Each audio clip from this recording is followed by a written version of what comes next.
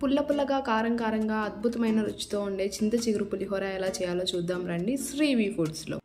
ముందుగా స్టవ్ పై చిన్న కడాయి పెట్టుకుని 1 టేబుల్ స్పూన్ పచ్చిశనగపప్పు, 1 టేబుల్ స్పూన్ ఉద్దిపప్పు దోరగా వేయించిన తర్వాత 4 ఎండుమిర్చి వేసి కలర్ మారే వరకు వేపాలి. 1 టీ స్పూన్ నువ్వులు వేస్తే వేడికి చిట్లుతాయి. వేయించిన దినుసులు మెత్తటి పౌడర్ చేసుకుని పక్కనుంచుకోవాలి.